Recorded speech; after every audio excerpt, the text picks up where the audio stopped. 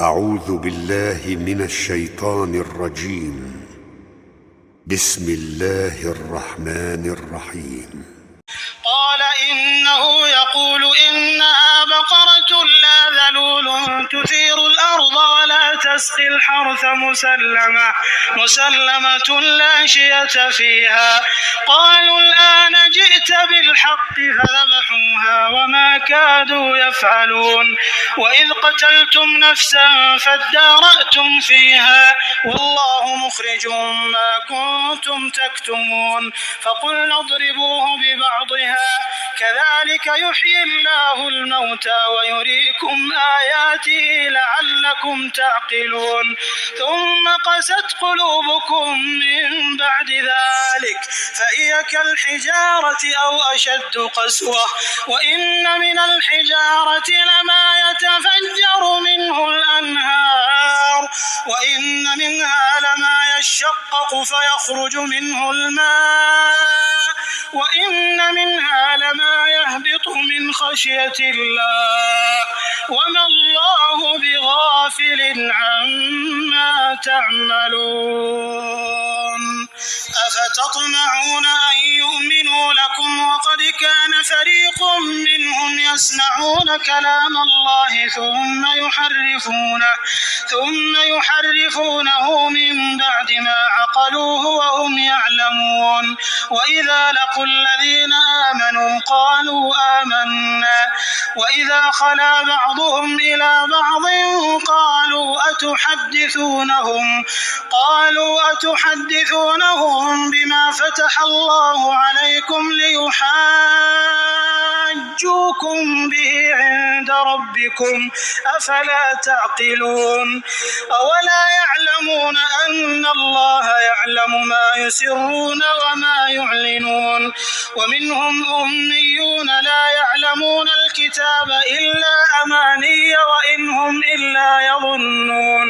فويل للذين يكتبون الكتاب بأيديهم ثم يقولون هذا من عند الله ليشتروا به ثمنا قليلا فويل لهم مما كتبت أيديهم وويل لهم مما يكسبون. وقالوا لن تمسنا النار إلا أياما معدودة قل أتخذتم عند الله عهدا فلن يخلف الله عهده أم تقولون على الله ما لا تعلمون. بلى من كسب سيئة وأحاطت به خطيئته فأولئك أصحاب النار هم فيها خالدون. والذين آمنوا وعملوا الصالحات أولئك أصحاب الجنة هم فيها خالدون. وإذ أخذنا ميثاق بني إسرائيل لا تعبدون إلا الله وبالوالدين إحسانا وذي القربى واليتامى والمساكين وقولوا للناس حسنا وأقيموا الصلاة وآتوا الزكاة ثم توليتم إلا قليلا منكم وأنتم معرضون. وإذ أخذنا ميثاقكم لا تسفكون دماءكم ولا تخرجون أنفسكم من دياركم ثم أقررتم وأنتم تشهدون. ثم أنتم هؤلاء تقتلون أنفسكم